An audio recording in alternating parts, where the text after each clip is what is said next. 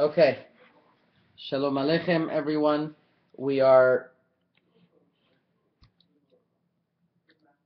Be'ezrat Hashem going to speak about an inyan that I have seen that over the years, less and less people have properly been observing this minhag, and I want to discuss what the sources are and whether we should continue this minhag or not, which is what the Rama brings in Siman Nun Zayin.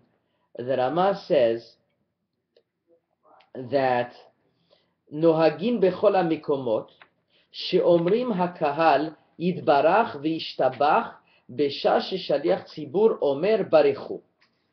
In the minhag in all places is that when the kahal, when the chazan says Barekhu, the whole kahal says the psukim Yishtabah, VeYitpaar, there's I have the nusach over here. If you look at the sidurim, I have over here a Patach Eliyahu. It's written in Arvit of Shabbat because that's usually when the chazan says longer version of Barekhu, and it's written the it's written the following. At the time that the chazan says Barekhu et Hashem, one should say the following psukim: Yishtabah VeYitpaar shemo shel melech malchei melachim hakadosh baruch hu shu rishon v'acharon v'ladav en Elohim yishem Adonai mevorach v'adav v'olam yishem v'ad olam umeromam al kol bracha u'tehila. Now, should we continue saying these pesukim during the saying of Barekhu or not? Should we say these pesukim or not?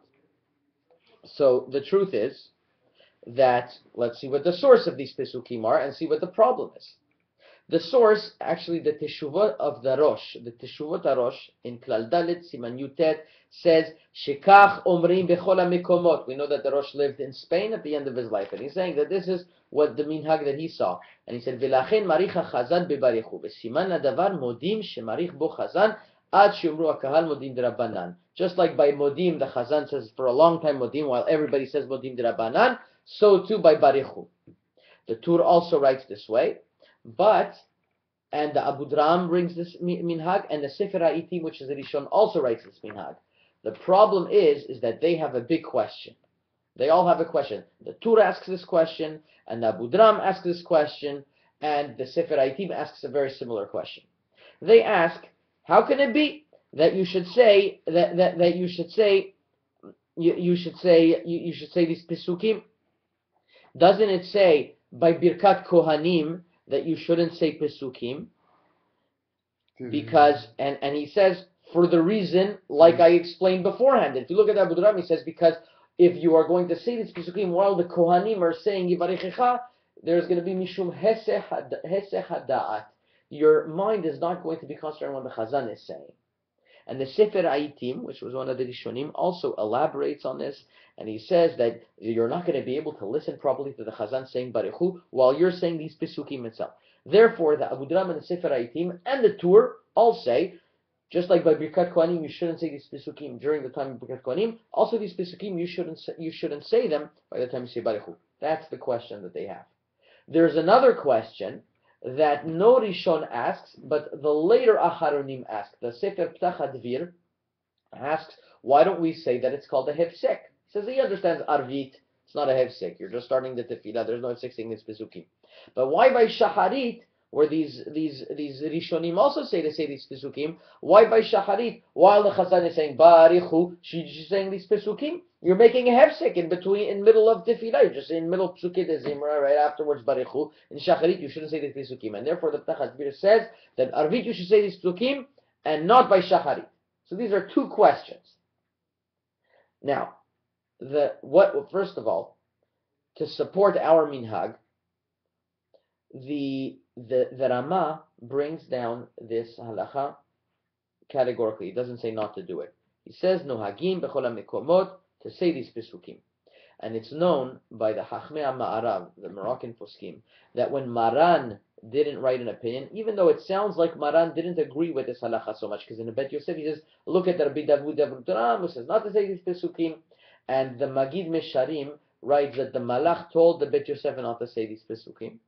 and the Kaf HaChaim also writes. It could be Maran didn't hold to this, but our rule is that if Maran doesn't write clearly, and the Rama writes what the halakha is, all of the Hachmei Ma'arav write, we were mikabel the Rama. In a way, even more than Ashkenazim. By Ashkenazim, if the Rama writes something and the other Acharonim argue, it could be the Acharonim win. By us, if Maran didn't write, we were mikabel the Rama very strongly. So over here, we follow what's written. Not only that, in the Shara Kavanot, it brings from the Arizal as well. Rav Chaim Vital, this is all the Arizal's on Hagot, writes in two places, in Daf Nun Aleph, and later on, the Arizal writes Mefurash that while the Kohen is saying while the Tzibur is saying,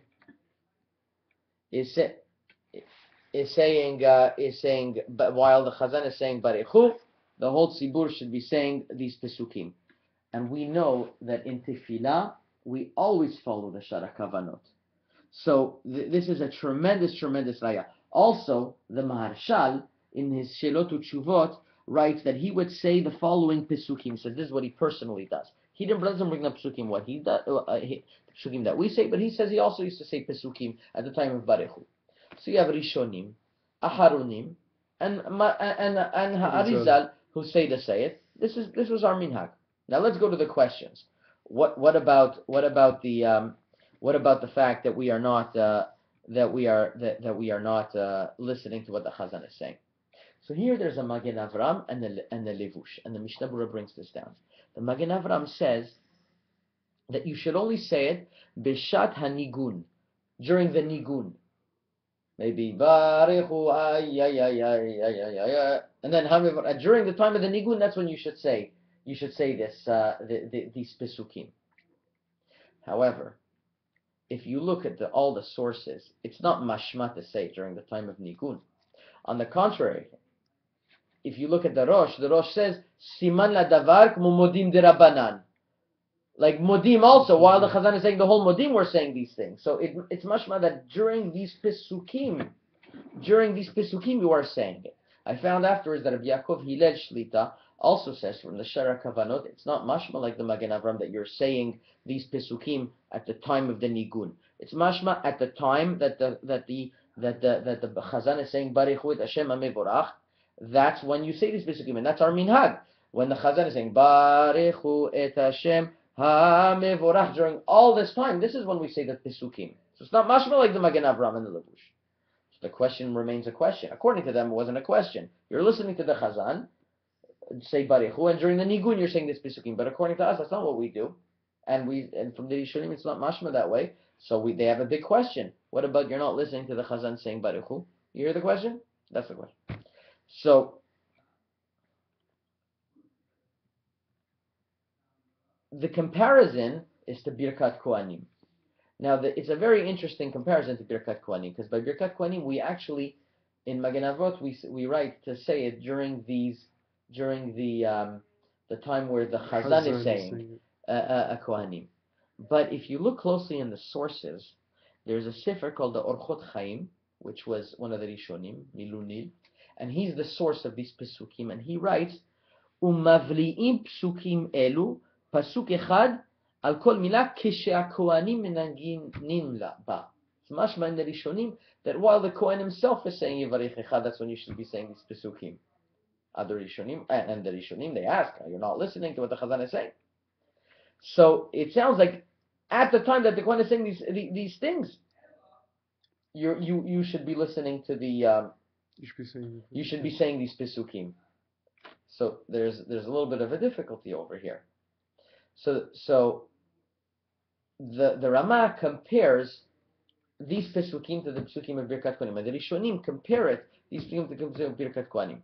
For some reason, by Birkat Kohanim we are machmir, because the Ramah himself in Birkat Kohanim says it's better to say it at the time when the Chazan is saying it and not when the Kohanim. But by Barekhu, he doesn't say to say during the time of Nigun. So I guess that's why by Birkat Kohanim we're machmir, because the Ramah says to be machmir over there, but not over here. But we still have a question. What about that you're not listening to what the Chazan is saying at the time of Barekhu? So I have two answers. Number one, the Magen Avram says that you know why you shouldn't do it? You shouldn't be saying these psukim all the time of Barekhu, because you're not concentrating on Barekhu.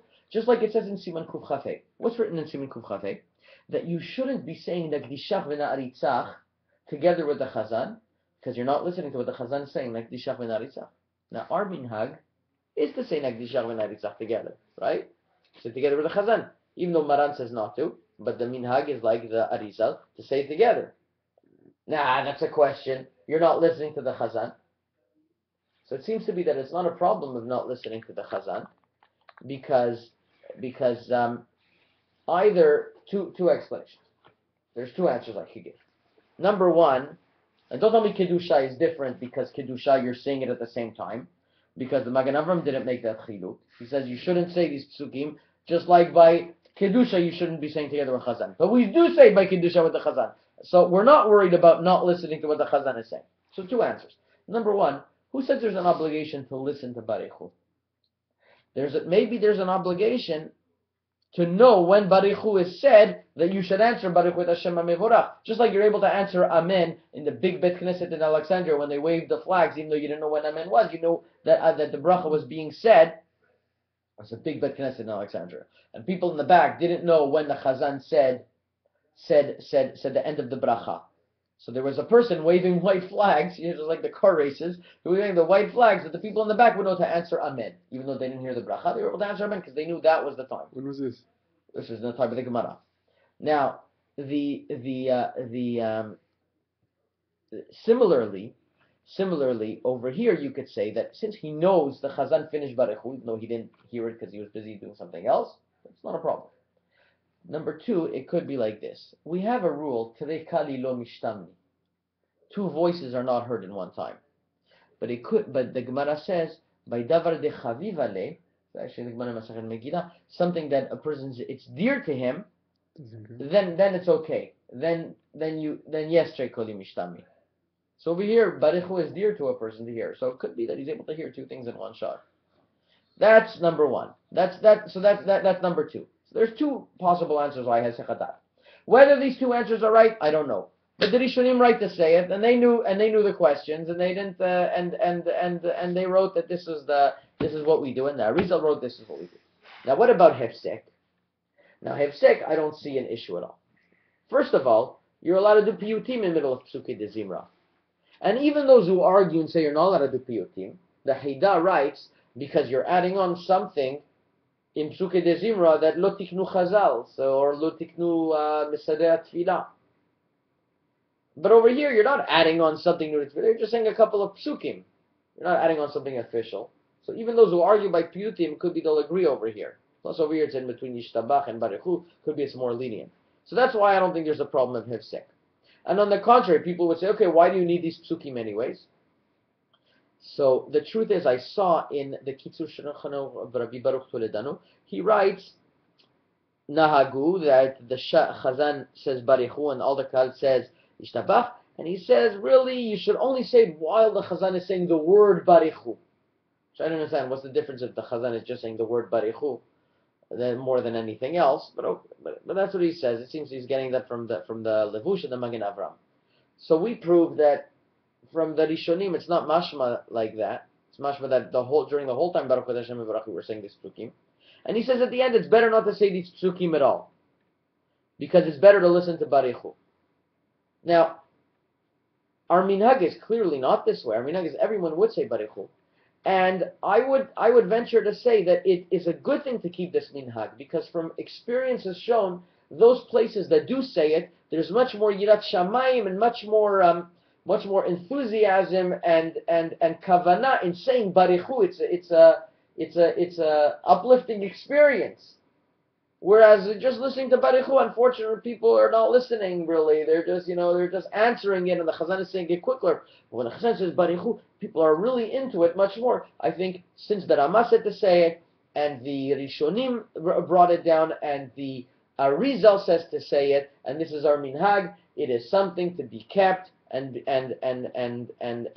to be said, and whether it's Arvit or whether it's Shacharit, that's the proper minhag, and as we mentioned, there's a problem with Hefsek as well. Hazaku Baruch.